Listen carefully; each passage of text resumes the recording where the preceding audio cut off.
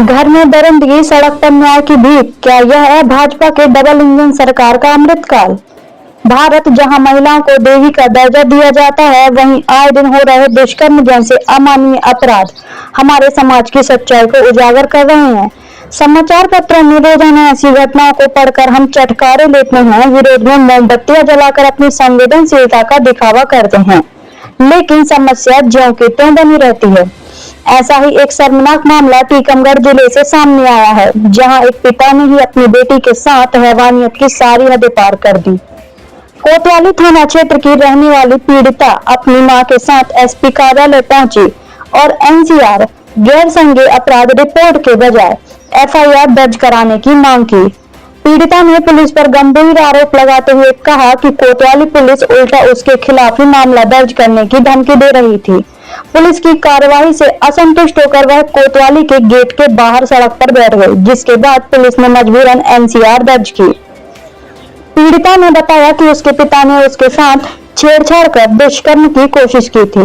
Police ने कार्रवाई करते हुए आरोपी पिता को गिरफ्तार कर न्यायालय में पेश किया, जहां से उसे जेल भेज दिया गया। लेकिन अब पीड़िता घर में अकेली है और उसकी दादी व बुआ उसे प्रताड़ित कर घर से निकालने की कोशिश कर रही हैं। पीड़िता का आरोप है कि उसके शयन कक्ष और शौचालय में सीसीटीवी कैमरे लगाए गए थे, जिनको हटाने को लेकर विवाद हुआ। साथ ही उसके मोबाइल फोन को तोड़कर सबूत भी नष्ट कर दिए गए।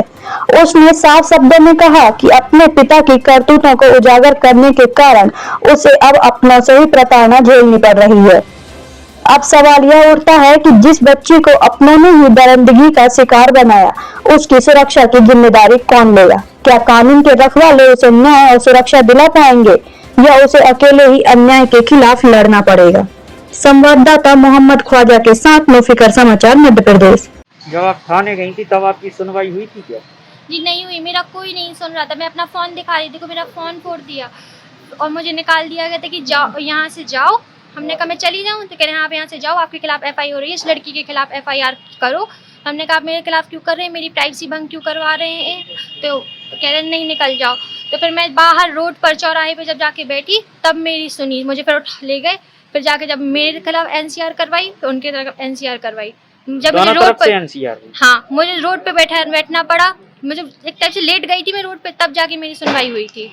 कब की घटना है ये? ये पक्की घटना है, आप किसी से ही पूछ सकते हैं। रात की घटना है, घेराव हो गया था पूरा।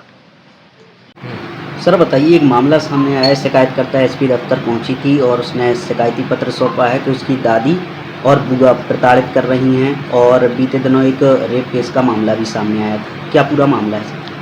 इसमें वो बच्ची द्वारा विगत दिनों में अपने पिता के विरुद्ध दुष्कर्म की शिकायत कराई गई थी, जिससे उसको अपराध पंजीबद्ध करके उसको पिता को जेल भी भेजा गया है और उसमें अग्रिम कार्रवाई भी की गई है। अभी पुनः उसके द्वारा आवेदन दिया गया है कि उसकी दादी और बुआ उसको परेशान करते हैं, घर में कैमरे इत्यादि लगाए हैं, तो उसकी भी हम बिंदुवार जांच करवा रहे हैं और उसमें अगर कोई ऐसा लगेगा कि कोई आपराधिक प्रकरण दर्ज करने का होगा तो हम तत्काल प्रकरण दर्ज करेंगे और इसमें अग्रिम कार्रवाई की जाएगी। पूर्व में भी कार्रवाई की गई है और अभी भी की जाएगी। तो पीड़िता ने यह भी आरोप लगाया कि वह थाने गई थी तो पुलिस द्वारा कार्रवाई नहीं की जा रही थी, बोल रहे थे कि आपके खिलाफ ही मामला दर्ज कर लेंगे। इसके बाद वो बाहर कोतवाली के बैठी थी और उसने हंगामा किया था।